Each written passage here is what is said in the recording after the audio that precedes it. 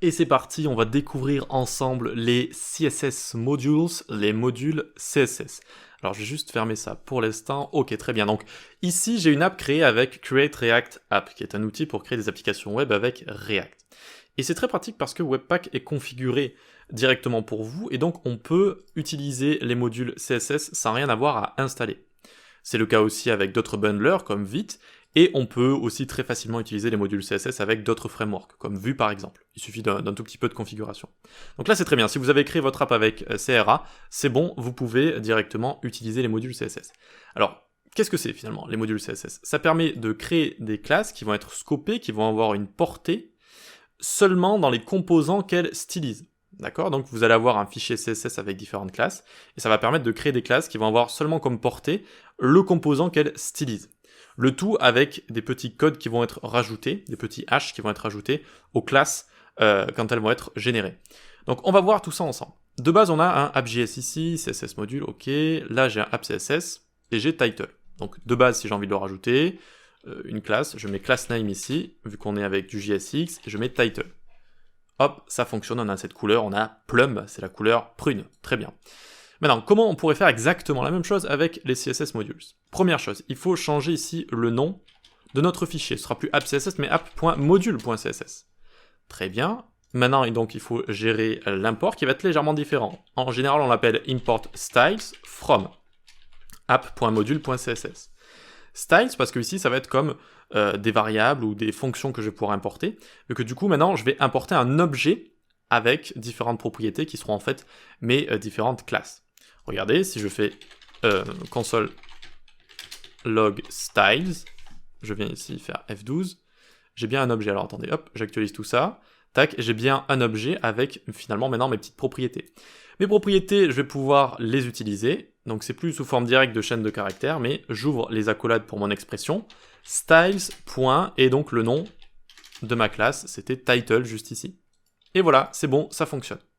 Donc on change le nom, on rajoute modules au module CSS, au fichier qui gère les modules CSS. Ensuite, on l'importe sous cette forme-là, ce n'est plus qu'un fichier CSS, ça va être un objet qu'on va utiliser, vous voyez, style.title. Bon, vous allez me dire, ok, mais quelle est la différence? Eh bien, la différence, c'est si je fais clic droit inspecter, regardez ça. On a une classe qui a été générée, avec une sorte de petit code à la fin, un petit hash qui permet de le rendre finalement unique aux composants qu'il stylise. La classe va être unique. Voilà, donc CT plus Z, C, vous voyez, ce genre de choses-là. Très bien. Donc c'est comme ça que ça fonctionne et c'est pour ça que ça a été créé. Alors il y a des partisans des modules CSS et il y a des gens qui détestent les modules CSS. Si vous voulez les voir s'écorcher sur le web, il y a plein de forums, de blogs où eh bien, il y a toutes sortes de débats houleux.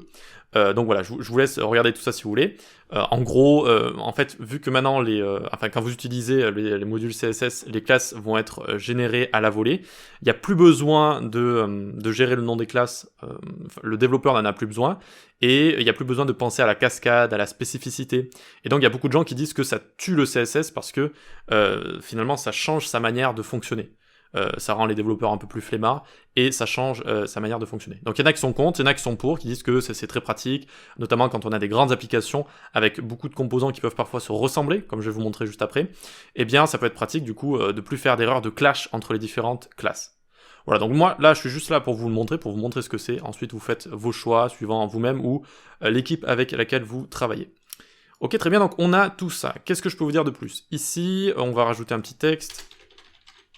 Hop, et donc le texte, il va avoir une classe, par exemple, main text. Alors, on évite d'utiliser le kebab case comme ça, avec les modules CSS. En général, on utilise du camel case, comme ceci, main text. Pourquoi? Parce que c'est beaucoup plus simple de l'utiliser ensuite ici. Class name est égal, et on fait donc styles.main text, comme ça. D'accord? En tant que propriété directement. Et donc, je peux lui mettre color salmon. Hop, couleur saumon comme ça, et on voit que ça a bien fonctionné. Alors que bon, on aurait pu aussi l'utiliser comme ça, mais ça aurait donné quelque chose d'un peu plus bizarre, peut-être comme ceci, main text, voilà, avec les crochets, avec la bracket notation. Ça fonctionne aussi, donc si vous voulez vraiment utiliser le kebab case, vous pouvez, mais du coup à chaque fois maintenant il va falloir mettre des crochets autour. Voilà, mais ça fonctionne aussi. Donc en général on utilise plutôt du camel case.